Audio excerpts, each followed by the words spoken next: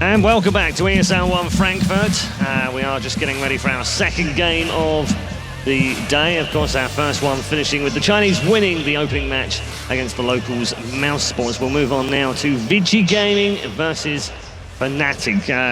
Guys are all back. Syndran's come and joined us at the desk as well. We've lost Melina. He's going to go and do some commentary or something in a moment. These guys, right? These guys. These prima donna commentators. Absolutely. Did you have fun on the commentating game? Yeah, I did. Hopefully Ben is going to have fun as well. And he kind of snuck away.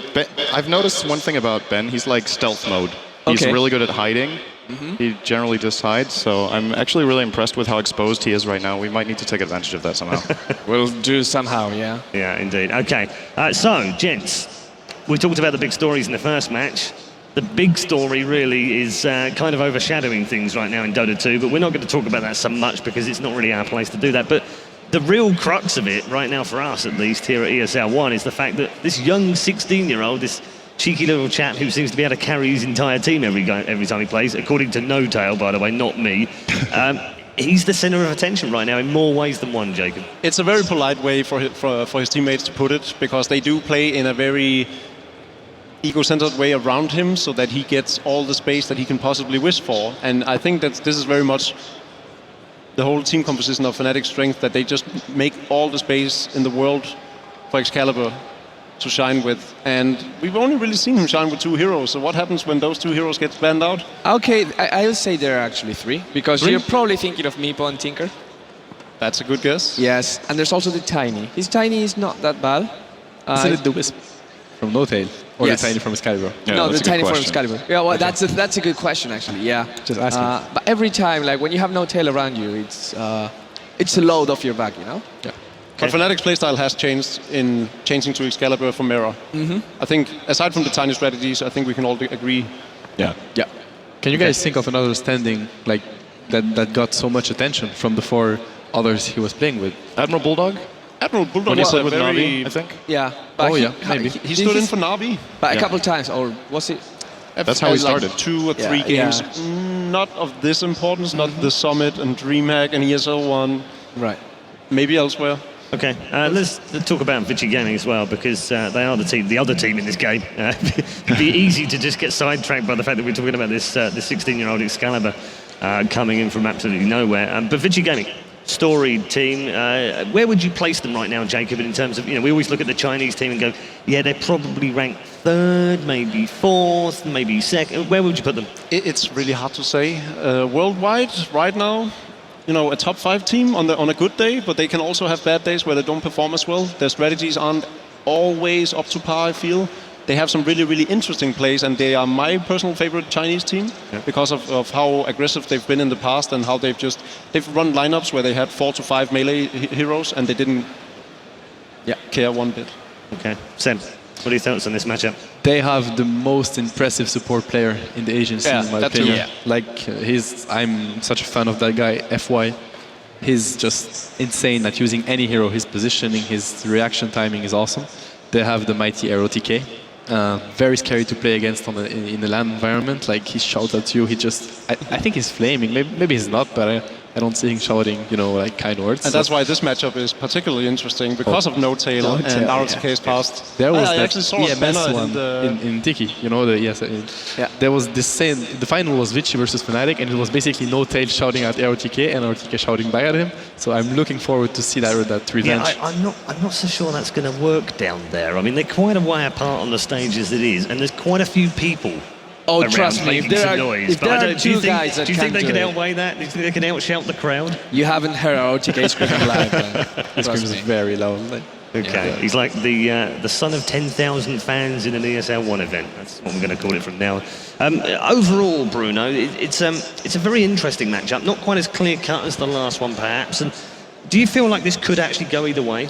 This is one of those matchups that could definitely go either way. If you look at recent history, fnatic has consistently beat VG Gaming. They played at the Summit, which fnatic actually won, and very convincingly. It was one of the only few teams to defeat a Chinese team during the group stage. And they also played in the D2L Season 4 finals. VG Gaming lost that game again against fnatic. So yeah, they won. VG Gaming won at the EMS1 last year. Yep. But recent history says Fnatic can take this. Okay, we're going to take a little quick break here on the desk, but we're going to find a celebrity or two in the VIP section. We caught up with a StarCraft German legend a little early on. Here's Hasselhoff. Of course, joined by a man who needs very little introduction. Just arrived, I hear. Fresh in. What's it like to walk into this event? It's crazy. Like when I was outside and I could hear the people chanting and screaming, I was like, wow, it's actually completely filled. And yeah, it's crazy. The atmosphere is great, and I'm really looking forward to watch some games here. Excellent. Now, for you, did you think that, Germany would be able to fill up like this, that there would be this much response year one for us doing this? I guess that they could fill it up, but I didn't expect the atmosphere to be that good, to be honest, because usually Germans are a little bit more quiet, and yeah, I'm really happy that the people are having fun here. Excellent. Well, enjoy the day, and thank you for talking to us. So, bit of a German legend there from Mouse Sports, of course. Hasselhoff's StarCraft 2 player. I wonder if he's thinking, hang on a minute, I might like a bit of this, maybe play some Dota in the spare time. But whatever, he's pleased to be here. I got one thing out of that, which is, guys, it's crazy here. Yeah. I think the German crowd is putting on quite the performance already. I can't wait to see you tomorrow, especially as we progress down the bracket. It's also interesting and worthwhile pointing out to you at home if you're watching, it's not just the German crowd. We've got a lot of people from Germany, obviously, because it's very local for them, but there are people from all over Europe and, in fact, all over the world. I know there are people in the crowd right now from South Africa, from Australia, from New Zealand, from Argentina, South America, all over the place. So thank you so much for putting in the effort, buying your plane tickets and getting over here to join us for this wonderful Dota 2 event. It really is a thrill to see so many people from so many different countries come and support their game. I almost feel like we should get the chap from New Zealand up here at some point. So, I don't know, just to ask him how. I mean, that's a hell of a journey in the first place, right? I'm going to go to Frankfurt all over the world to see some Dota too. Yeah. What's better than that? Well, it's crazy. It is the place to be this weekend, though. Absolutely. Yeah, Definitely where is. else would you want to be right now? Exactly. Where else would you want to be? Maldives or here? Or here, yeah. Oh, I'm a holiday kind of guy. wow. Well, I've No. never seen you tan, so... Hashtag no passion milk. Shots fired. Yeah. Wants to be in the Maldives instead of here. You guys are mean. Unbelievable. But then he has got an esports tan, so that's probably why. Thank you, Paul. Thank you. Awkward silences. Time 2. Let's go into... Oh, Yes. we've hit an awkward patch with no comeback. I was expecting some more banter from him. Like in practice, he's much better than this, I promise you. Let's take a quick look at the bracket and show you where we are right now. In the quarterfinals, of course, with 8 teams here at the ESL 1 Frankfurt. Our first team is through to the semi-finals. Invictus Gaming, if you missed it earlier on, you can pick it up on the VODs as well. This weekend. They'll play the winners of Alliance versus Cloud9. That'll be game 3 today, but we're going to concentrate on the lower half of the quarterfinals with Vici Gaming versus Fnatic, and then the last one of the night, EG versus Na'Vi. Concentrating on these two teams, first of all, I guess we should look at some of the players that are in the two teams themselves. But Bruno, for you, who are the highlighted people? Who stand out most for you in a sea of great players? Are you talking about Vici Gaming Fnatic? Yeah, Fnatic first. Fnatic first. Well, as you said before, it's impossible not to talk about Excalibur. But I think Trixie is the clock of the team. We jokingly call him the feeder, the eternal feed, because he goes into the offlane and plays a little bit more aggressive than most other players, but he really is the guy that makes or breaks the team. When he is rolling, even if he dies 2 or 3 times, it doesn't matter. Okay. He will take control of the team. All right, for you, Jacob, Vici Gaming, who stands out for you? In Vici Gaming, FY, as mentioned earlier, definitely. Okay. But I mean, Super is also a super mid player. He's one of my favorite players. FY and Super were the first 2 fantasy pickups of mine. Okay. Again, cannot underline how important this game in particular is to me. Okay. Fnatic is my favorite. Talking about predictions, we're going to have a look at them in a moment. Before we do that, let's just take you through the team lineups, just so you've got the official lineups of the two teams. Fnatic first, and going through this lineup, as Bruno has already pointed out, of course, it is Excalibur in the team. When you look at the team and you think, okay, well, Era's no longer there, Fly, Excalibur, Big Daddy, Trixie, and Honey, what impact has this made? Forget the fact that Excalibur's such a precocious talent. Why has this change made such a difference to them? Oh, because the way they played with Rera, these guys have been playing together for 2 years. They pretty much knew each other very well, and you can see in no-tills play, and that's where the Wish comes into play. If you see Wish is one of the worst heroes in pubs because it requires coordination with the other guy. These two guys playing together for 2.5 years, they knew each other so well, and that's when you remove a part of that equation, all the team changes. Okay, let's take a look at Vici Gaming now. Their lineup looks like this. Not like that, that's the crowd. This is their lineup. Fenrir, Fire, Rotka, Syla and Super. We're going to focus on a few of those players in just a minute again. And as you guys have already said, the support standing out there for you two in particular. As I said, we will go into a little bit more depth in a little bit about these two teams and pick out some of the star players in amongst them as well.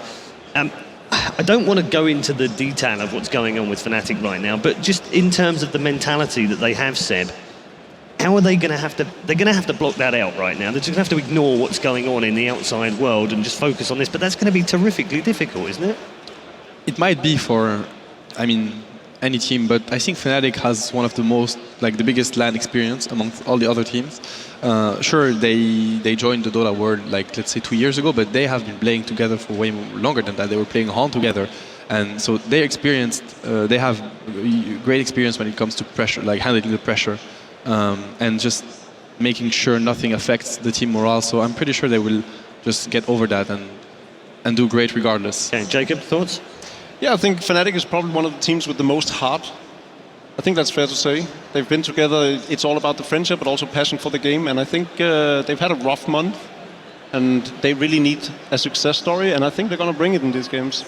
Okay, we're not too far away from getting the teams out here and allowing you to express your frustration, anger, or happiness at seeing them on the stage. Hopefully it'll be happiness, and you can stretch your lungs a little bit. I know you guys have been sat down for an awful long time down in the crowd right now, and we also hope you're enjoying the coverage at home as well. It's obviously being beamed around the world, all over the place. Hundreds of thousands of you tuning in already. Thank you very much for doing that. Make sure you are following @ESL and tweeting in #ESL1 and doing all your selfies and letting us know what's going on at home and here in the crowd as well. We liked the selfies earlier on.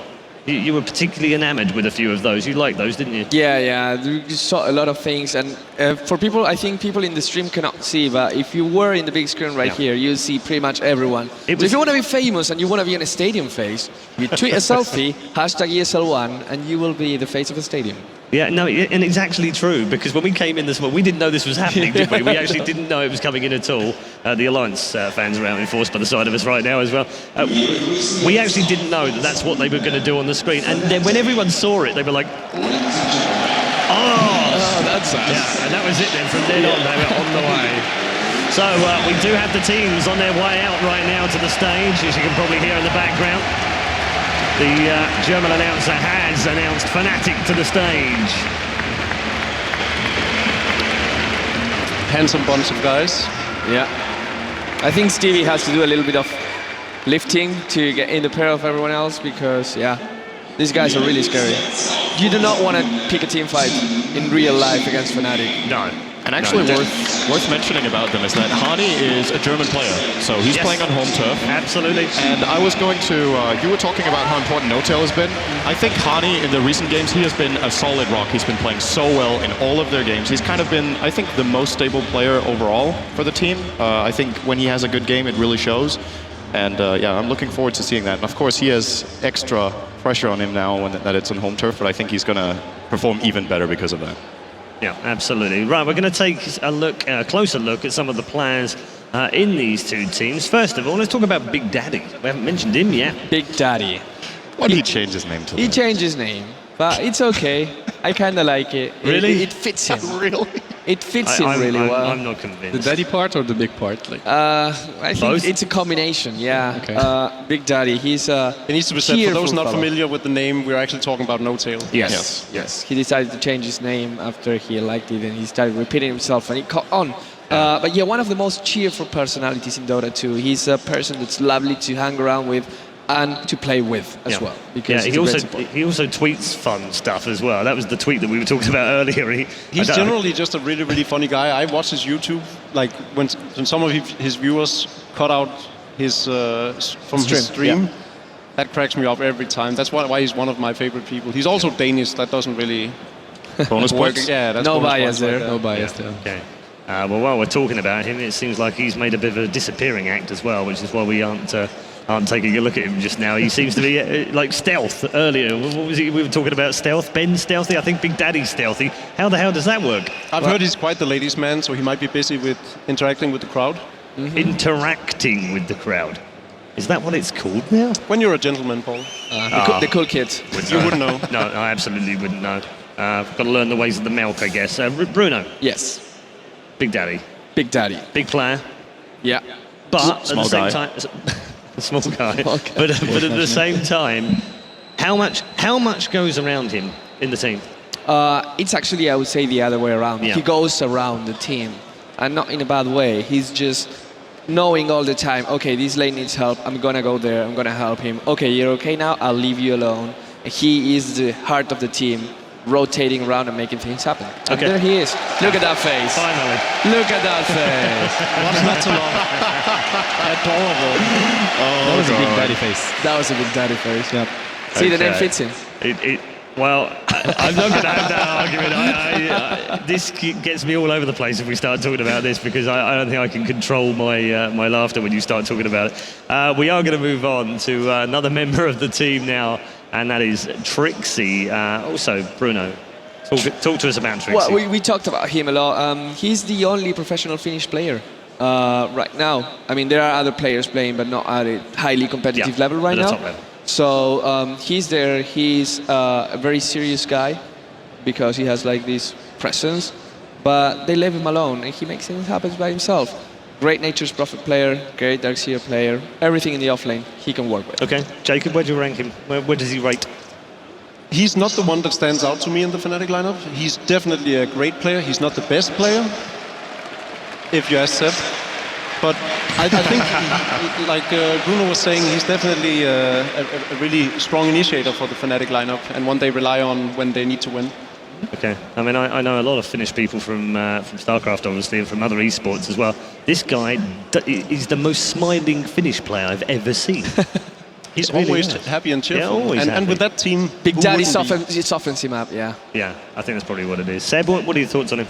On Trixie, he's Yeah. a great player, I think. And you know, many teams, they need this type of very aggressive player because he's going to passively create openings for them. Whenever the game is stuck, sometimes it's because of a bad decision, sometimes because of a great decision. But Yeah. if you learn how to play around this kind of player, he can create openings and get you unstuck of really hard or difficult situations, like we could have seen other teams. You know, they don't know what to do. Then he's gonna find something. Okay. He's gonna figure something out. All right, Synerin, switching tact a little bit from Trixie. Harney, terrific player, been around for a while. We know what he's capable of. Where do you rank him? I would say what's most impressive for me about Hani and that team is how he was able to just immediately switch when Excalibur came in. We've seen Hani playing support roles, we've seen him playing core roles, we've seen him playing... I think he's played every single lane for the team.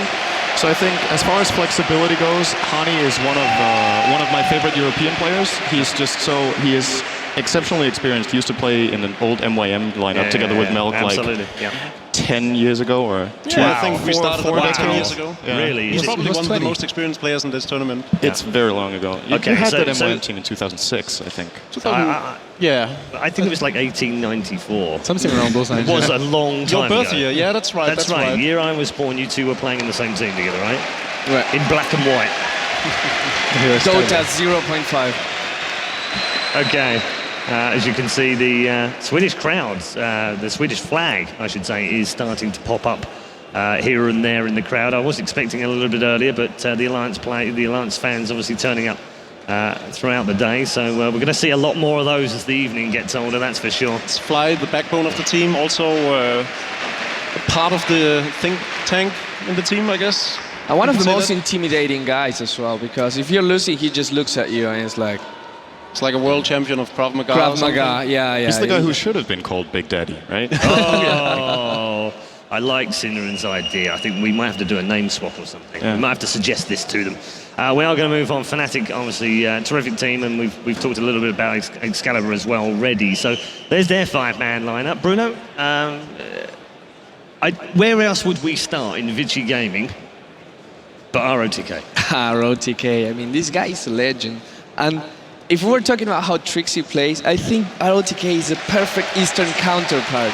This guy, he's just so aggressive. He loves playing this game. He's so passionate about it, and he isn't scared of manifesting that.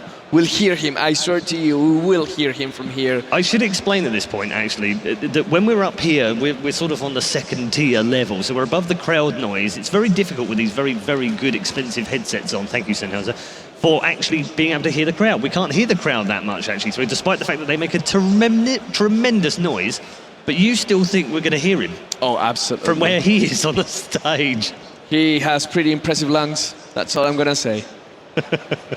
Any thoughts on him? What can be said that hasn't already been said? He's a very traditional, aggressive off-laner. It's gotten a lot more success in China, especially now that Ice is there. Had you asked me a year back, I said he'd be the biggest weakness of the team because of how often he, much like Trixie, dies in his lane, but he's really come around a lot, and I think he's probably the backbone of that team. He's the general. It was almost like a little piece of Bruno died there. I almost heard like a little whimper in the background. It's high risk, high reward players. Okay. And oftentimes offlane players are that. I think the best way to explain him, reckless, I think is a really good word for him. Needs a new nickname. I think he's scream and initiate first and then think later. Right. Hey, Good if it summary. works, Which win is tournaments. it brings so much to a team in a live environment. Yeah. Like, it can make the difference. Yeah. I mean, what's it like playing against a player that's so loud and vocal? Does it put you off? I mean, I don't know when you played, there was a few players obviously that would I've do only that had to you, the but pleasure of playing him once on LAN. I think I cracked up. I think I started laughing. I think we also won that fight, so that's probably why. But he yelled out loud thinking they were winning the fight, and then we turned out to win the fight, and then I had a laugh. Yeah. But so it's so you weren't put off in any way? I'm not personally too intimidated. I mean, if you're really getting served, it'll probably hinder your moral a bit, but Yeah. Okay. Let's talk a little bit more about some of the other players in the team, because they do have some stars. And we have Sylar, for example, which we just saw right now. One of the youngest players in the Chinese scene. He just came 2 years ago, pretty much out of nowhere, and he started delivering. He played for World Elite, then he went to LGD China, and eventually landed on Vici Gaming. And he's only been up and up, I think. He's very consistent in his play, and as it showed in the panel, it said he wouldn't retire until he won a world championship. And since I really like his game, I'm kind of secretly wishing he doesn't win, because I don't want him to retire. I want to see more of him. A lot of people are talking about how Burning is the supposedly best carry in China, but I think Sylar is really, really up there with him. Yeah. Sometimes better, sometimes... I think those two are on par. Okay. We talked a little bit about Foray earlier on. And you know, this is really funny because that guy is a 1v1 champion, world champion, twice in a row. They recently did at the summit a few tangos more, he won there. And he's a support player, like you would expect a mid player to be the 1v1 world champion. That shows you how good that guy is. You give him any hero, this guy is a star. Yeah, absolutely. He's a legend already, and he hasn't played for that long. No, he's 19 years of age and already a legend. I mean, Very impressive. yeah, I mean, how long a career is, we don't know right now. I mean, you know, YFF 27, right? Yeah. So- YYF 26, 27, I'm not sure. We had QQQ who retired last year. I think 31, wasn't it? Is he that old? Something. Yeah, so he's got plenty of time. Yeah, so yeah, I mean, he's a legend already at 19, but he can go so much further. Yeah, if you stand next to the desk, well... well, if you stand next to the desk with us, sometimes the cameraman will pan over to you. They just found that out. They were very happy as well. So, predictions. I guess we first... Time to reveal the predictions. Don't forget, you, of course, can get involved in the predictions on the website and let us know who you think will win via a Twitter vote. All you do is go to the website, esl-1.com, and vote for the team you think are going to win in the quarterfinals, and we'll match it up against the predictions here at the expert desk. Now, you guys got it right last time. That was good. 65 to 45%. Who knew that 110% was a thing, but it is. And everyone on the desk got it right, okay? Everyone got it right. This time around, things are going to change. Can we do it 2 out of 2 for everyone? Let's have a look at the predictions. Okay. Vici, Isn't it Vici, Vidi? I don't know, whatever. Vici. Yeah, Vici, that's the one. But everyone has gone for Vici Gaming except for the Dane. My heart is with The other Fnatic. Dane. I have a very close relationship to the Oh, team. yes. I'm forgetting I'm surrounded by Danes now. I think they're a great bunch of guys, and one of the reasons I really hope that they will claw their way through this match and go deep in the tournament. Okay. Had you put my life on it, maybe Yeah. I would have gone with Vici Gaming. Oh, I mean, they do really? have. Is he talking rubbish, Seb? A bit. I mean, A bit? that's. You can't be talking rubbish a bit. You either are or you I would aren't. go That's for the Fnatic French too. polite In that case, I would go for Fnatic too. In that It's case, a very. I mean, yeah. It's a heartfelt. It's close to home for me, this matchup. Yeah. I like Vici Gaming as one of the best teams in the world. It's how I perceive them. Yeah. As I said earlier, FY, Super, both of my top picks in Fantasy League. Yes. But yeah. Okay, Fnatic so you're buying into the Excalibur effect. That's what you're doing. Right? More the rest of the team. Okay, all right. Bruno?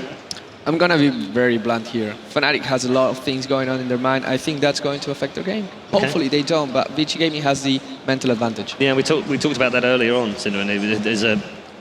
How much will it play into effect? Is that part of your thought process here? No, I just think I think no matter who wins, it's going to be 2-1. That's going to be my secondary prediction. Okay. I think no matter what, one team will take a game.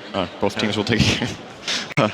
Yeah, one team will win, right? One team will definitely win. Yeah, that's a that's really guarantee. prediction. That's 110% correct. But I was just put in a situation where I'm like, will this team win or will the other team win? And then I have to choose Vici. But I think it's the closest matchup for today for me personally. Yep. I think this is either this one or the EG versus Navi later on are going to be the hardest one to call for me. But I would still give Vici an edge. But this is a very little edge compared to the other matches. So maybe 55 to 45. Okay, or 65 to 45. 65 I to think. 45 would be a good number. Let's find out, actually, from the viewers at home and the people here in the Commerzbank Arena. Where's it going? This time round, it's 58-42 in favour of Fnatic. I'm not alone. It's the aura of Melk. He's convincing them. It's pure seduction. How many at this times did you point. vote, Mike? I voted 11 times. Okay. On all the devices I brought. Really? I see. That's good. That's good. Toothbrush, Okay. everything. Okay, yeah. Sure. You voted on a toothbrush. Sure. I got to see this piece of internet wizardry. Okay, so you at home and in the crowd believe that Fnatic will win this 58-42. This time it actually does add up to 100 rather than 110. So those of you that picked that up earlier on, very well done. Sharp maths from you. We'll give you some extra credit. Bruno, surprised or not surprised? No, there's another thing going for Fnatic in terms of fan favoritism. They have one guy from, they actually have one guy from each. Germany. No, not only from Germany, from each country. Oh, yes, They have a Dane, a Swede, a They're the German, only team as well. Israeli, and a Finnish. So pretty much all of Europe loves them. No, American absolutely. now. Yeah. Chinese American, no. No. Steve is Chinese Swedish, I think. Is he? Chinese Yes. Swedish. Oh, I thought he was American. Yep. No, Chinese Swedish. They're the only team actually here that do have a multinational team throughout the entire thing. Exactly. Yeah. So I mean, that's why most people love them as well. It's easy to feel related to them. Sure. On the flip side of that, you've played in multinational teams before. It's difficult sometimes with communication. Well, oddly enough, my most successful teams has been the one that has the most nationalities. But yeah, it can be difficult. I think Kai Honey especially has come a long way from since he started out playing. He barely spoke a word of English, and now he's a mature adult who masters the language just fine. Yeah. So, home effect now, Seb. Harney's the man, right?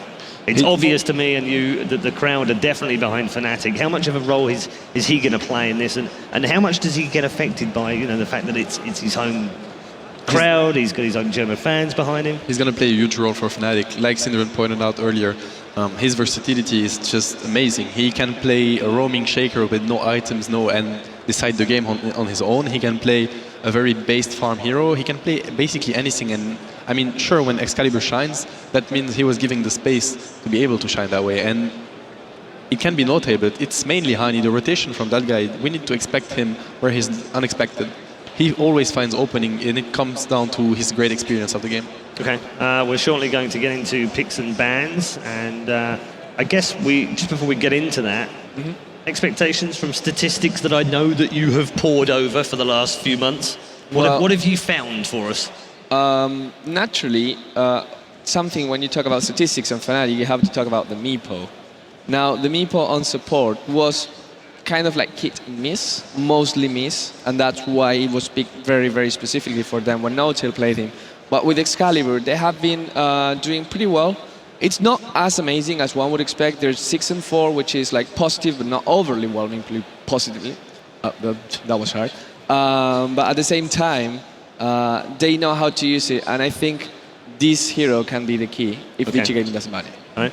I did see FY winning versus that Meepo on his own. Like he had a Lich and got Aghanims on it. Yeah. And I'm looking forward to that again. It was really, really, like it was very, very funny to see. Like he was just winning the game on his own. So it's either Fnatic, Vici, or FY winning that game, in my opinion. I think we can expect a Tinker ban for the same reason as the Meepo. I don't think Meepo's going to be banned, though. I don't think VG fears it as much. And whereas the Tinker is really, how do you shut down that hero?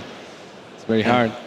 It's very hard indeed. Well, we're moments away from the draft, and plenty of those wonderful signs in the crowd, and a few not so wonderful signs. Hidden under couch. Please check. Yeah, I think James has probably had a look, just to be sure, or maybe not. I don't know. So yeah, plenty of signs out there, plenty of what we call cheerfuls, but some of those aren't very cheerful. So I think do better would be the grade given right there. There's still tomorrow.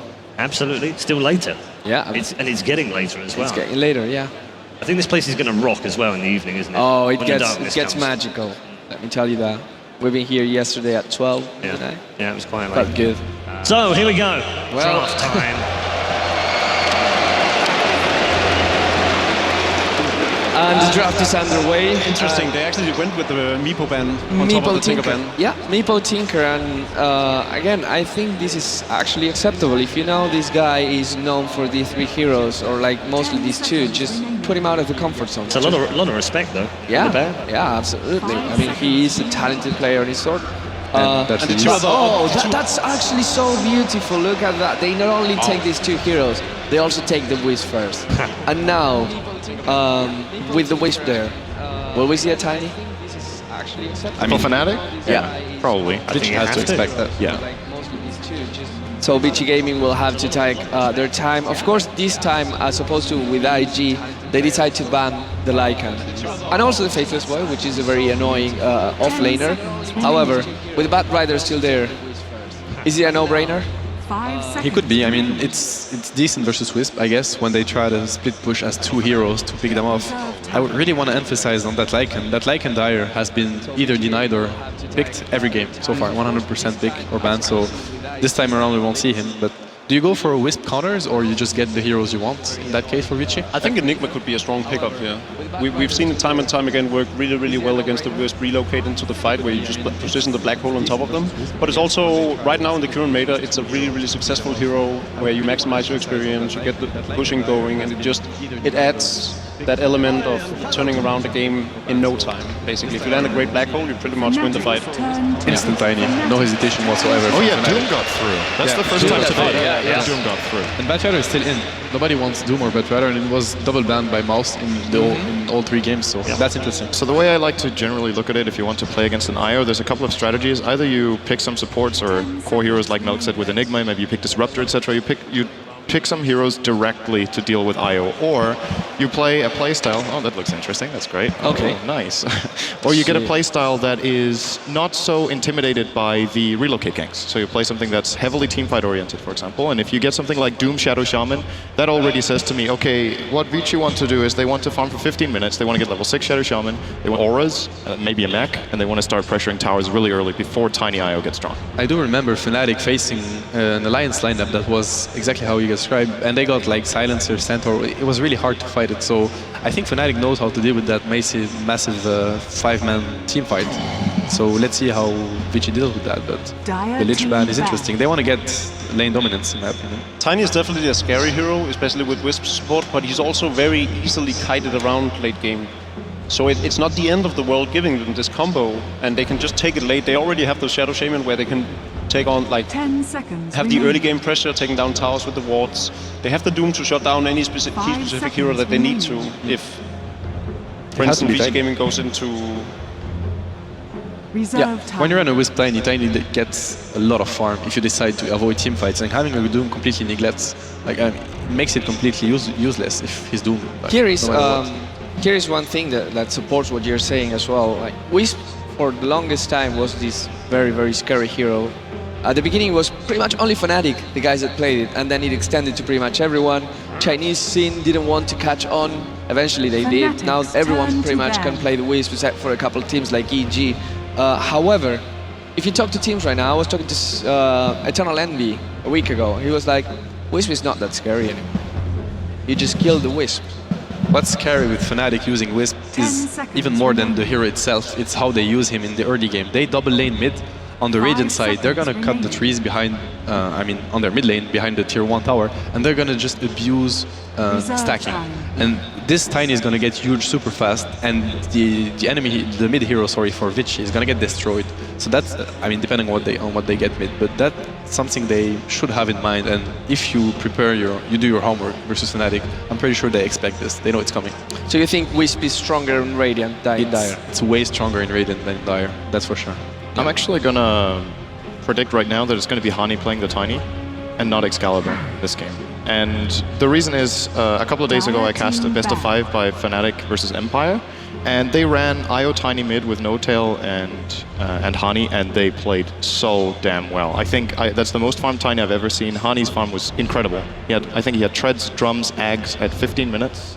Wow. And 9 kills. What do you think they pull out for Excalibur then? We haven't seen a wide range of heroes for him. I think we've seen a total of 4 or 5 heroes over the past month. He played Lone Druid in that game. Lone Druid? Yes. I've seen him on Death Prophet as well. I also seen him on Ember Spirit, which wasn't too successful, unfortunately. Shadow Fiend as well. 6 heroes. Yeah. I So actually have it that's here, 6. so... wait, I lost him. Damn it. Yeah, he played Tinker, 3 and 4. Played Meepo, 4 and 3. I thought it was 4 and 2. 3 and 2 with Tiny, and then after that it just becomes 2 or 1 hero. He played 2 Shadow Fiends, 1 and 1, and everything else just one time only. Alright, so that's okay. He still might be on the Tiny, and everything's open for that game. And the Pugna ban versus the Chinese team is actually interesting. They don't want that massive pushing power coming out of Vici Gaming, which is fine when you're looking at huge farm from Fnatic. Yeah. Might also indicate that they don't plan on going for the Lone Druid, as the bear is good for taking down the ward without risking anything. That's a good point. Yeah, that's true. But yeah, both a trend that's been starting in the Chinese scene right now is that they play this kind of. We saw IG doing it in the previous series, playing this kind of mid-game centered pushing style, which Pugna is incredible for. And Vici Gaming, I think it's Supa who plays it for Vici usually, who is really good at it as well. So this is not just a ban against the strategy; it's also against the team. I think Vici and IG are like the only teams in the world that really play that hero regularly.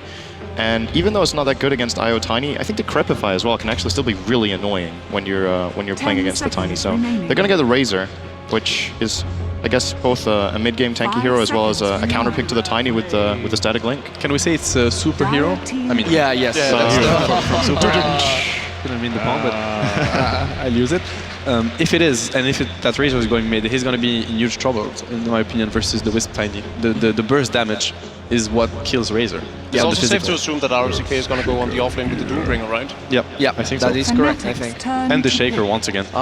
So okay, we saw Shadow Shaman and Shaker, and they're really good in their own. But again, these are kind of greedy supports that will rely on you executing very well or just playing very passively early game. And with the Skywrath Mage there in the lane, if they can get something very aggressive going on, they might have some trouble, because Skywrath Mage can zone out every offlaner, but you can also put him contested lanes like 2v2 or 2v3, and he will do very well there. He's very I think this is a very smart pick from Fnatic, don't you think, Zinran? 5 seconds remaining. I personally just love the hero in general, but as far as the Skywrath goes, I think there's a couple of reasons for it. First of all, I think this is a hero Hani has played for them as well. They played a safe lane. I don't remember if it was farming or if it was a support in a dual lane setup. I think it was the dual lane support. Both Honey and Fly plays it. Yeah. In this particular case, with us anticipating the Tiny Wisp on the middle lane, I think it's safe to say that Fly is going to play it. Okay. Indeed. It's good against Doom. Like, who silences first, right?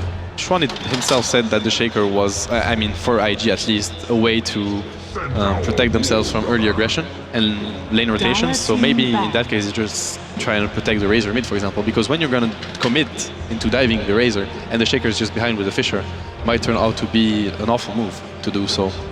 I'm calling a last big silencer, if possible, for Fnatic. I mean, I've seen that already from them. Would make the laning a bit difficult. sure, but I mean the combo, like the global silence into the Santos ultimate initiation is really, really hard to deal with. And it's also really scary. Reserve Look at the time. heroes they have right now. Let's say you put the right silence at the 5 right time. seconds remaining. What do they do? And the Doom is a magical melee damage. creep. Earthshaker doesn't even get into the fight. And Fnatic Razor doesn't turn build to into ban. damage. He just builds tanky because he will get damage and minus armor from his skills. So it would be a very, very good pick. I think the Centaur pick was really good for allowing them to set up in other ways. I really like drafts where you don't have one way of initiating, but multiple ones. I think it gives you more flexibility and just gives you more openings in the game. So now they can open with Stampede and a Blink Dagger on Centaur. They can open with a Relocate gank. They can open by just, like, Skywrath is actually a really good initiator because he slows a target and then he silences it and he can't do anything. You're just stuck in a fight. So I really like that from Fnatic. As far as the last pick goes, it's a little hard, but again, the pattern here, Vici are playing this kind of mid-game push with tanky heroes, and we'll see if Fnatic has the right answer. I don't know if Silencer is going to deal enough damage. That's my main concern for Fnatic, actually. Can they kill these heroes right now? They have a lot of burst damage if you consider the magic reduction from Skyras. And the global control they have right now from Centaur's ultimate, the relocate, is quite amazing in my opinion. Not sure Vici can take the fight. Vici has a very well-rounded lineup. It offers everything basically. You can push down towers, you can easily defend, you have great 5-on-5. Great late game, though. Yeah, you have great late game as well. They don't lack anything basically. That's true. Quick questions. I'm going to put you on the 10 spot right now. remaining. If the Tiny Wisp, we assume they're going mid, Death Prophet 5 and Razor, seconds which one remaining. do you put to contest them?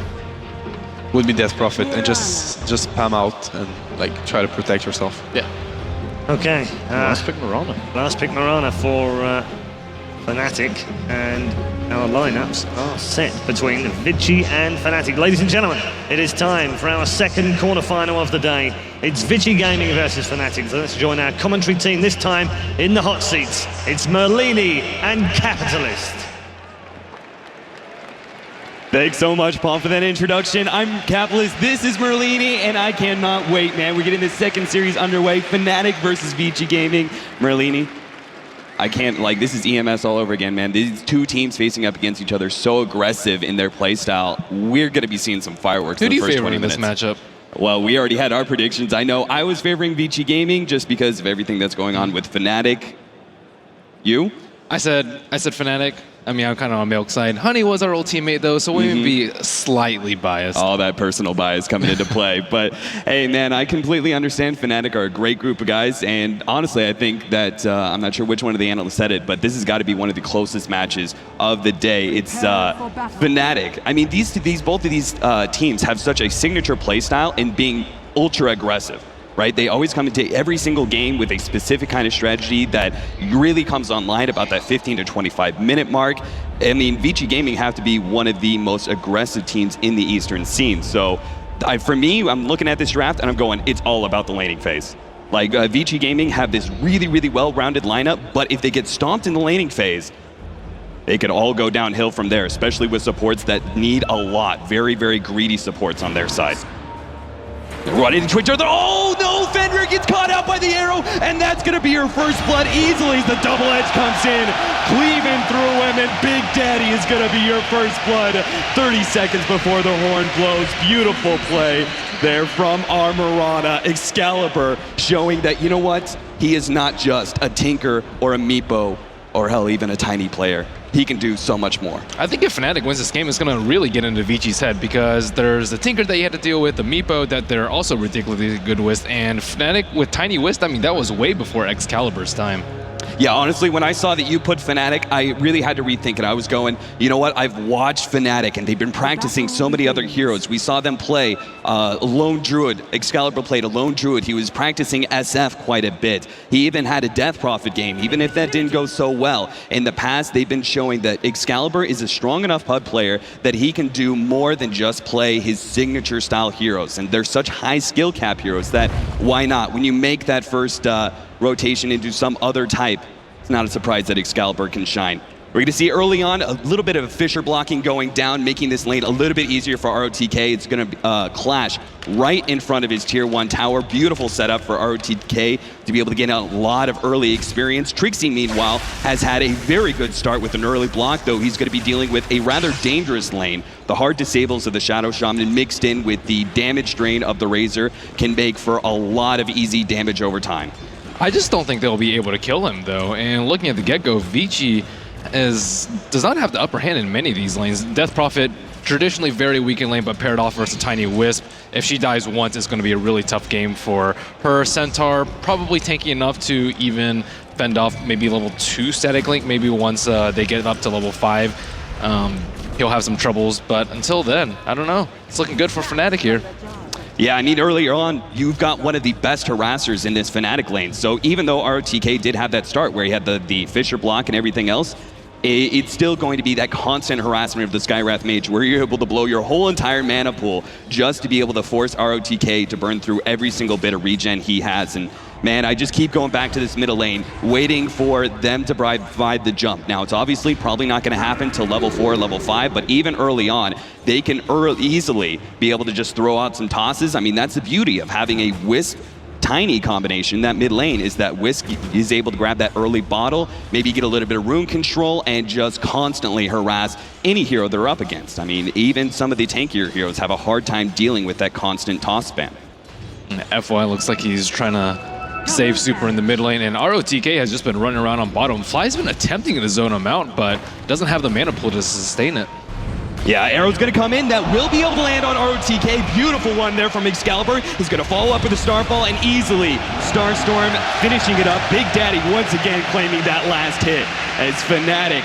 Good rotation there from Big Daddy. We had our Skywrath Mage probably calling out, hey, this guy is way overextended. He's deep into our enemy jungle. Let's make this rotation. Let's punish him for ROTK's signature aggression in this lane. And as one of the analysts said, reckless. Reckless is ROTK style. High risk, high reward indeed, and Super just always on the ropes in mid. Could die at any second. Yeah, I just keep going back to it. FY has also been moved around the map a little bit. He's been stacking up the neutrals every once in a while. We saw him, obviously, his early play with the balling. And hold on, Sylar doing a little bit of diving here at this top lane. Super in mid. Just going in. Super. Oh, no. Looks like he got tossed back, and now he's going to be blocked up. Beautiful play from Big Daddy, but no! The Fisher's going to spoil it all, FY. I was wondering when he was going to finally make his big debut as a support. And, well, that block was just perfect. That easily saved Death Prophet's life, who was being body blocked up so heavily. Still, in this early game, Vici's just trying to not give up everything. Earthshakers always have to be like in top, trying to threaten the Centaur, trying to zone him out from experience range and try and protect Super in mid. And FY is only level 1. Yeah, absolutely zero experience, and there's no stacks going on too. Not too many stacks. It's hard. I mean, the only kill he's really going to be able to find is going to be that top lane, and that's his only source of experience right now. Like, if he's going to be stacking up the neutrals, they can, like, kind of team clear that a little bit, and that'll give him some needed experience. But right now, he's going to be suffering heavily as he's just constantly, you know, he's purely on the defensive at this point with his roaming, except for this top lane. And Trixie, well, he's been pretty far forward. He's yet to be caught, though. Looks like Big Daddy picks up an Invis Rune on top too, and ROTK, he does have vision on Fly on bottom, and that does keep Death Prophet safe too. So it is nice that he's playing very, very aggressively and forcing the supports to stay down there. I like this. Big Daddy moving to the top lane, just being able to give Trixie that little bit of extra security so he can move forward and take some of the creep aggro, but also, oh no, he's going to be hit by the Fisher, the follow-up, they're sapping away all that damage, and Trixie cannot even turn around for a stun, easily getting caught. Big Daddy leaves him for just half a second, and Vici Gaming pounce on that opportunity. Doom trying to wrap around in mid. Honey's solo, actually not going for a bottle himself. Yeah, ROTK is going to wrap around from behind, starts going for those right clicks, but is forced to back away as Big Daddy starts healing up at Tiny with the bottles. So ROTK's rotation not going to work out as well. Fly is kind of shadowing this Doom, though, and he may be looking to try and get a counter kill onto Super. Oh no, the slow actually went to ROTK. They still get the ton, and this combo takes down the Death Prophet easily. Big Daddy and Hani finally put that Death Prophet a little bit on the back foot. And as we saw in the prior series, Death Prophet's not a hero that you really want to play behind with unless you can really take down towers, but I don't foresee Vici really being able to do that with Fnatic's heavily aggressive lineup. Big Daddy taking on a stack now. He's going to hit level 6 at a very early pace for an EO. Yeah, this is perfect. Both of them, if they could get to that level 8 area, have to relocate the maxed out damage coming out from Hani as well. And there it is, clearing the stack. Tiny already so far ahead in this early game. And as you said, I mean, if they don't have the power to be able to take down these towers, what does the Death Prophet really do for you? I mean, these supports, there's another one, Shadow Shaman, not a great support when he falls behind because you start throwing down those wards and they just become extra gold for the enemy team. So Vici Gaming, I feel, are a little bit on the ropes right now, but this is something Fnatic had to do, right? Because Vici Gaming's lineup was so well-rounded, I felt the only opportunity for Fnatic to take an advantage of this game was going to be the laning phase. There's two key items that I'm looking for in the next 10 minutes. Firstly is the Blink Dagger on Centaur. He has not really gotten that much farm at all, only 200 gold post Brown Boots. Looks like Super's in a lot of trouble again. Stunned up, and Trixie's gonna come in from behind, but oh no, the Wisp balls are too much, and Big Daddy will claim yet another one. This guy's on a killing spree, now they're gonna go for more. Hani looking to get close enough, a toss and a punch, and that's all it's gonna take, 5-1.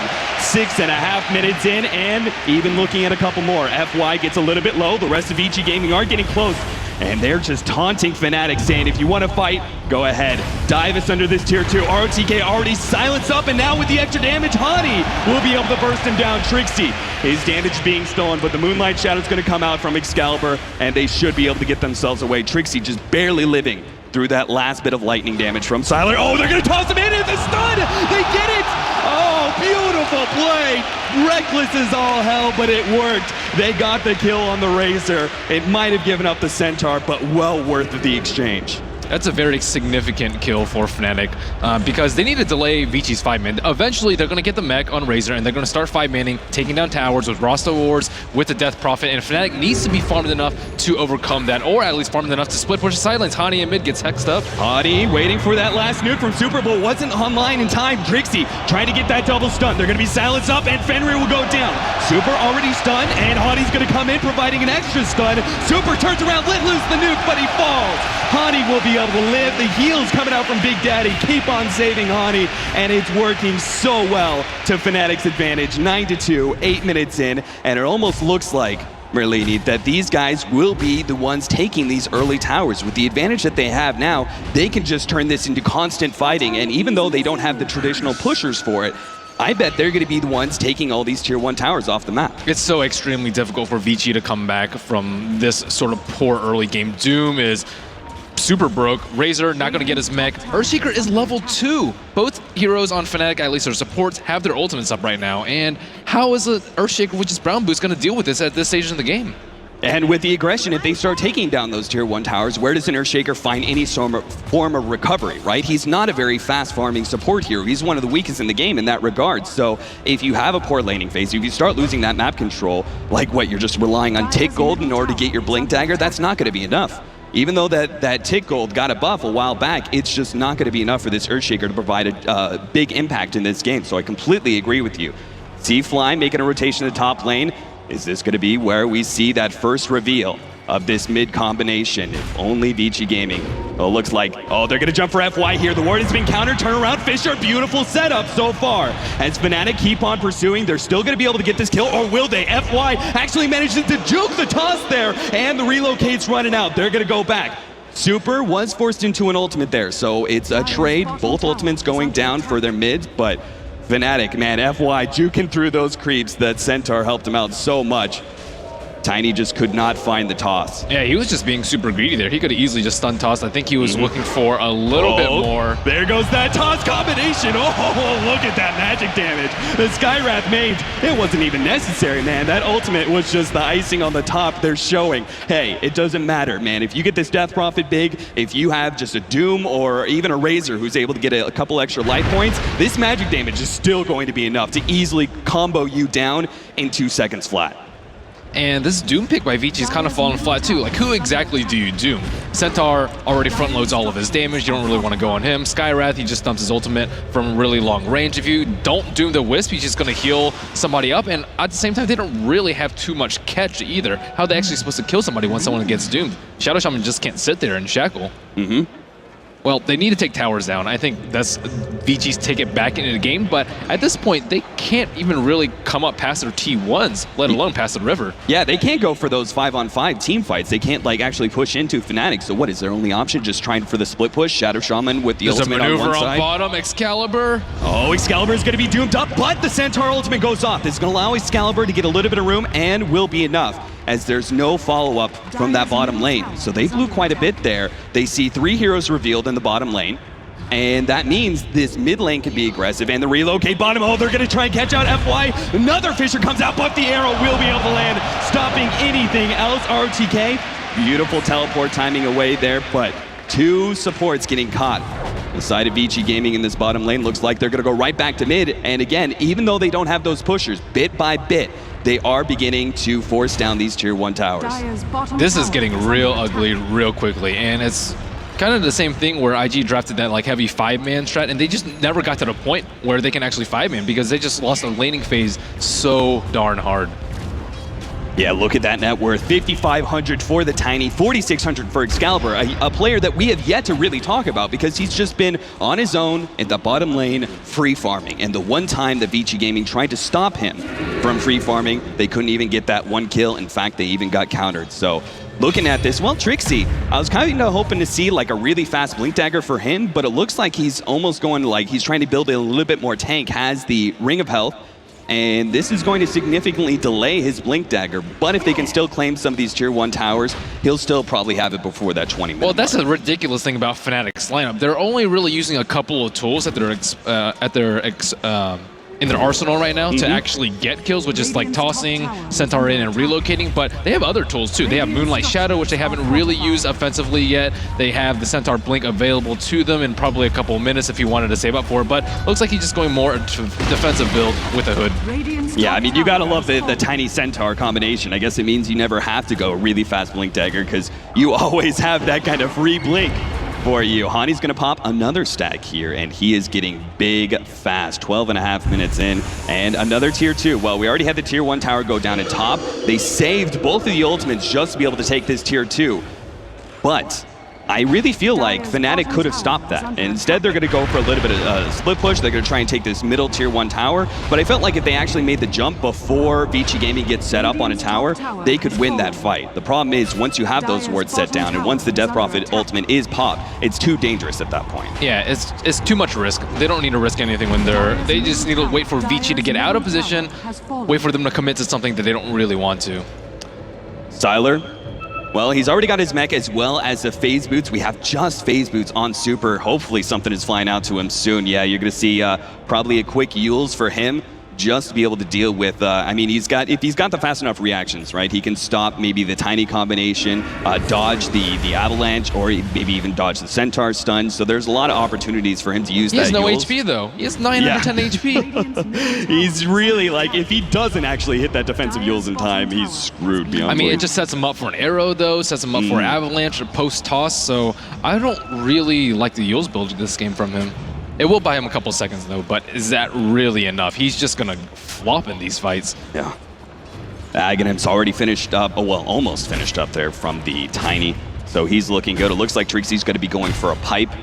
So he's even trying to get extra team fight items just to be able to ensure the survivability of certain key heroes, such as the Wisp, right? And I mean, every single team fight, most teams are going to be trying to focus down that Wisp as soon as possible, so the Tiny is a little less dangerous. He doesn't have that extra movement speed, he doesn't have the regen, so if a pipe can ensure that Big Daddy will live through that initial amount of burst, he's going to just start healing himself up as well as the Tiny, and that's just going to be a pretty much Vici Gaming. They cannot come back from that if they're not able to stop that Wisp regen. So we see an unusual choice come out from ROTK. He opts for the Hand of Midas on the Doom. And looking at the late game and how the game has progressed thus far, I don't really think they can compete with a late game with Tiny, and no matter how far Doom gets. So usually you'd see like a BKB come out from them so they can actually potentially take on a fight and then take towers and then take Roshan, etc., etc. But Excalibur.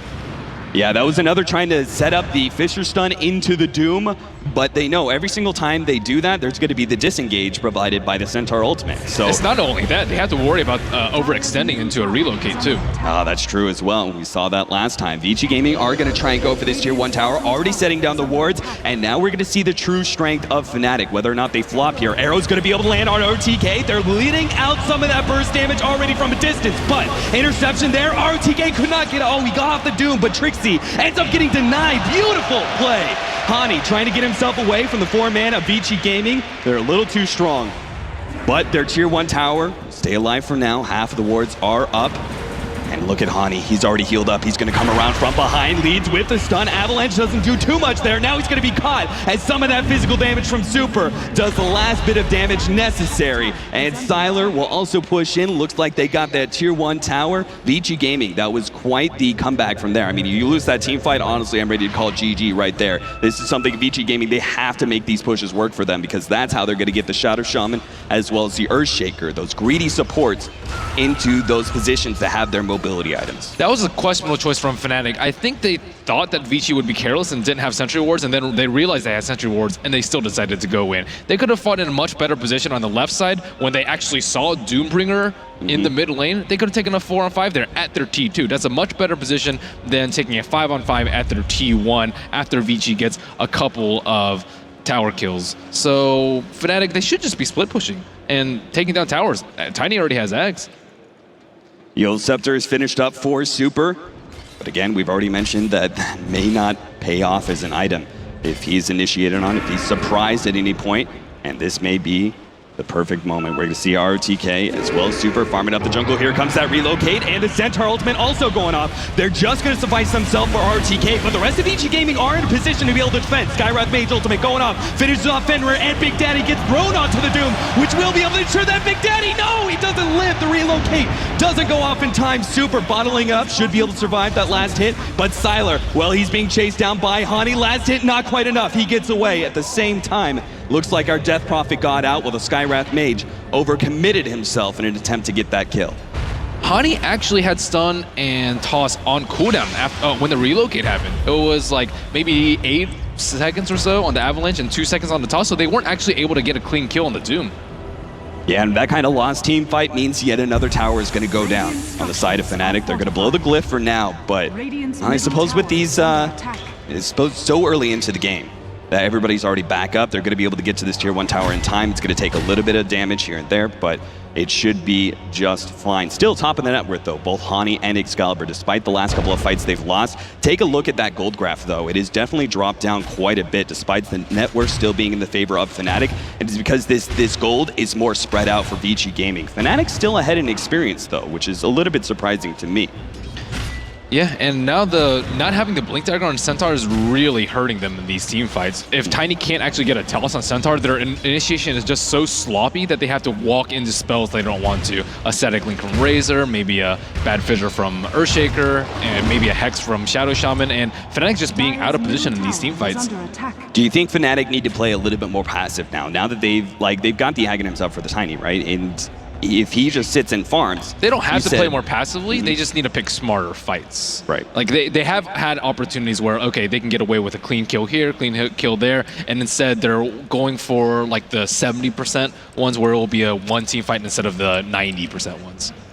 Sylar, what do you think about this build, by the way? He's going for the BKB. I mean, there's so much magic damage. I guess it's necessary, right? They need mass BKBs, and all he needs to do, just run up to Tiny with BKB and static link him, and then they can win from the fight from there. That's later in the game, though. Relocate to the top lane. ROTK picked off so easily, and that's going to be the tier 1 tower. But at the same time, Sylar's going to catch him off guard. Oh, yeah. FY's already setting up. He's got the Fissure as well as the Enchant Totem. Big Daddy does not stand a chance here, does he? Finally, the Fissure comes out, stopping Big Daddy. There was just no opportunity for him to tether anyway. But double damage on Hani means they can continue to push this and go for the tier 2, and Vici Gaming will be forced to respond. Look at that damage though, the tier 2 just wilting under every single hit from Hani. Even as the double damage fades, it doesn't matter. Vici Gaming not ready for a fight just yet, will not be trying to contest. And well, now the tower leads. This is the kind of things that they need to do, because Fnatic, they don't need ultimates to push. If they really want to, they can relocate somewhere else if they want to split push and put some more pressure, but Vici, they have to use Death Prophet ultimate, they have to use Shadow Shaman to take towers, and if they do, that leaves them really vulnerable for a minute. So Fnatic should just be looking to outpush them, and how are you going to push against outpush a DD Tiny? Well, this may be one answer. We're going to see the rest of, what other items we have? Manta coming up for Excalibur in a short amount of time. We also have Hani. Well, he's got another 3k gold. What is his next item, though? Does he need a BKB here? Because we're dealing with some serious disables at the time. BKB, he can still get Static Link. He can still die to Death Prophet Ultimate as well as Shadow Shaman. He can just go Manta style for more split push. BKB is, I mean, it's a solid choice. You can't really go wrong with it. I think Mirana is actually the one who needs a lot more items. Age is going to be grabbed by Sylar. He needs AC. That's what he needs. Yeah. That's what Honey needs. I mean, he is dealing with the minus armor coming out. Well, eventually, if we ever see an Aghanims picked up, which I'm sure is going to be the next item here for Sylar, I would just think extra tank as well as making that Eye of the Storm even better. But also the fact that he's just dealing with a lot of physical damage from that Razor as well as the Death Prophet. So I think that's a pretty good idea there. 2,400 up for Super, though. He really needs to tank up. What's his item choice, though? Can he go straight for a hard? He can go BKB too. They can just mass BKB when Fnatic chooses to relocate. Also, FY really needs his Blink Dagger, and he just got it. Nice. Pretty good base for him, actually, considering his start. He was pretty much babysitting Super for the first, I'd say, like 13, 14 minutes of the game. That was his only job. Make sure Super doesn't feed uncontrollably. Yeah, you've seen Airshakers get off to a good fight and still not be able to have their Blink Dagger by that 20-minute mark. Trixie, not sure what he's doing there. He's had a little stakeout. So one BKB complete on Sylar. We see FY complete his Blink Dagger. ROTK has his BKB in just 800 gold. So things are really shaping up for Vici. But they definitely do have a very mid-game centric lineup, right? It's one of those lineups that is going to be strongest, I feel, at the 35 to the 45-minute mark. Yes, but it doesn't taper off as much as most. Doom can easily go like Shiva's AC, Refresher, and have a lot of impact in the late game. Death Prophet can also go those items too and just wreak havoc. Razor can just go super tank and kind of nullify a lot of Tiny's farm.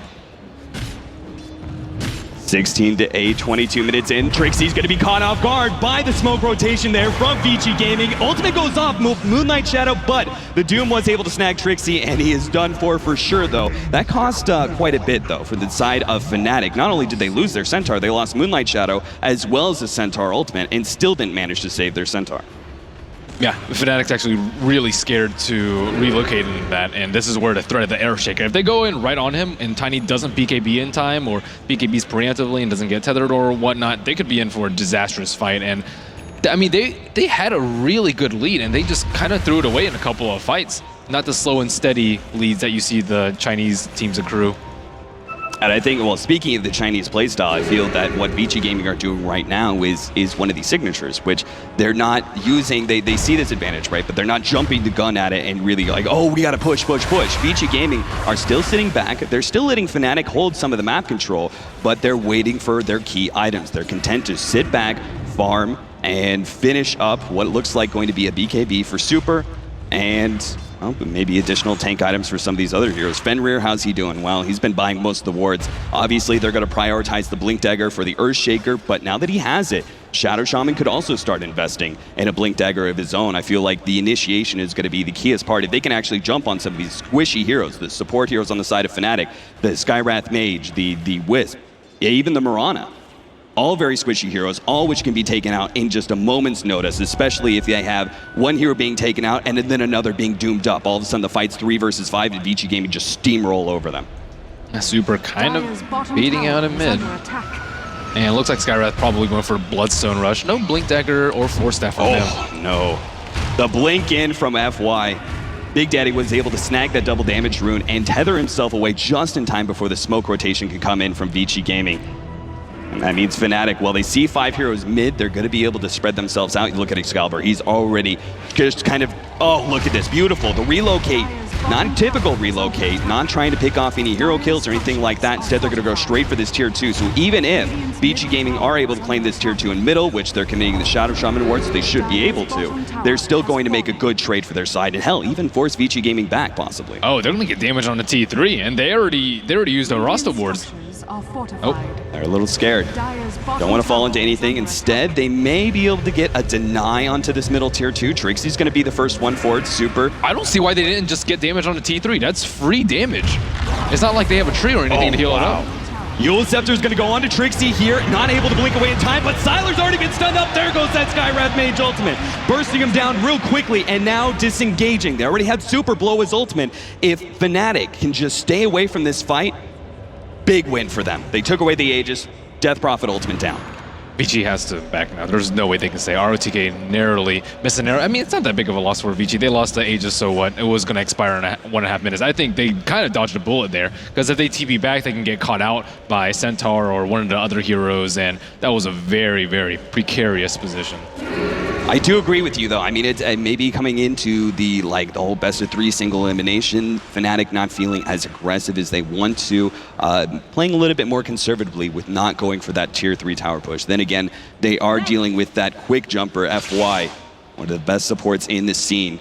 I actually think it's a more conservative play to go for that tower damage.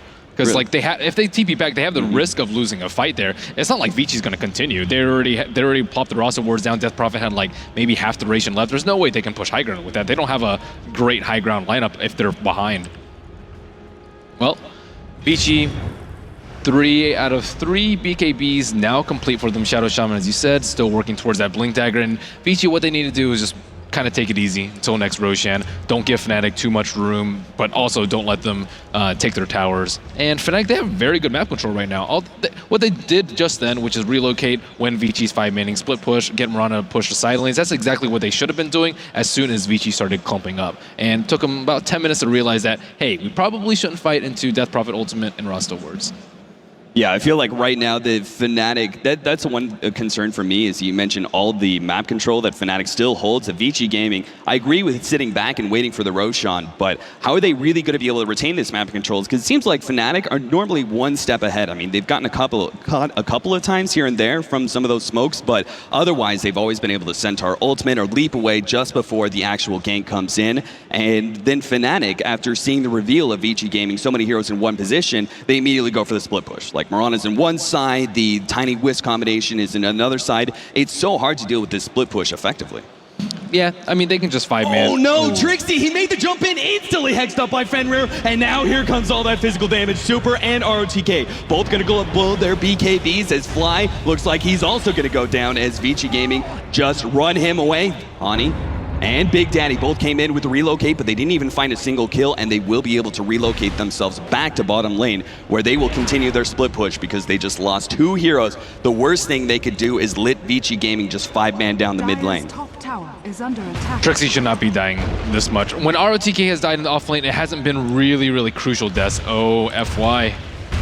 Is he really being caught out here? Excalibur, they already stunned him up. He doesn't have a lead for another 14 seconds. Super, the Yule's on cooldown, already using it on that Mirana, probably to set up that Fissure. So instead, they just go back. Excalibur, but because he went, what do you think about this build, though? He went for the Manta first and is just now going for that Maelstrom into the Mjolnir, which, of course, the static charge going onto the Tiny. Why the Manta before that typically great farming item? I think Manta's a lot better in this situation because the way they're playing it, they don't really need his damage in team fights. They just need Tiny to survive, and then he can do damage. The Manta style is more for split pushing. It makes Doom think twice about dooming a target. It also splits out of the Crobulus silence, which is probably what he's going to die to. And again, it just scouts out. They need to get more information on Vici because if you see one, you're probably going to know where all 5 of them are. Right, that makes a lot of sense. Keeping up that pressure as much as possible. RTK, well, Fenrir bought himself a nice early gem, so they're going to be able to take some of that vision away, and that's very essential, right? When you're dealing with the Wisp Tiny, you have to have those smoke ganks go correctly. Otherwise, you give up so much map control every single time, maybe even feed away a tier 3 tower or something like that. You cannot have those kind of openings. So if Fnatic have the vision of where you're at, as you said earlier, if you see one hero from Vici Gaming, chances are he's got a lot of backup there. So if they're going to be able to limit the map control here, limit the vision for Fnatic, I think that's the best thing Vici Gaming can do up until Roshan. And they can't ever be caught out by Moonlight Shadow. Vici Gaming, they had sentries every time that they pushed, and then now they have a gem. So they know how to play in Mirana, one of the most popular heroes in this patch. Oh, Excalibur stunned up, and the nighttime vision coming into play, barely catches him with that leash, and that means Excalibur will fall. Oh, maybe not the Manta, jump away, and the teleport coming out, Excalibur. There's no stunts for Vici Gaming that can stop him. Getting away just in the nick of time, and here comes the push. Hani and Big Daddy, they may not be able to take this tier 2, but they'll lay down some damage real quickly. In fact, look at that, the glyph already being forced out. That's got to be a win for them. Just the glyph by itself leaves Vici Gaming so exposed for the next 5 minutes. Yeah, that was so close. And now, I mean, if he had one more level in Shackle, he would have died right there. So Shadow Shaman not having Blink, not having his levels, really hurting them 30 minutes into the game. So looks like a rather longish Roshan respawn. Both teams know that it's almost at maximum time.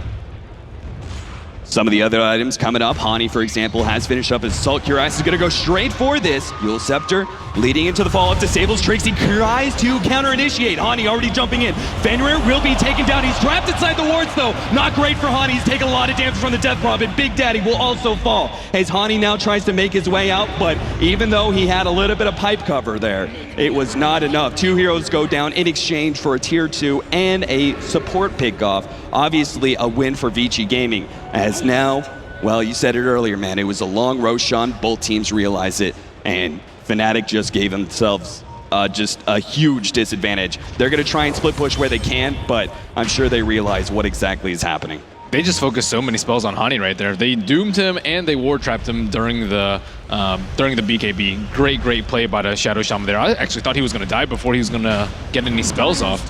But on the back of that, oh, actually. And the arrow lands on Roshan. Jump in from Trixie. Going to be able to grab 2 there with the stun. The counter initiation from FY will do some serious damage. Trixie not falling just yet. Last hit, not quite enough. Excalibur locked inside the pit will take out Sylar before he falls. Now Hani, as well as the relocated from Big Daddy, will take out another ROTK. Silenced up the Fissure block. Not going to be enough. The ROTK does fall. The last nuke from Skywrath Mage is enough. Hani now trapped on the other side with the toss.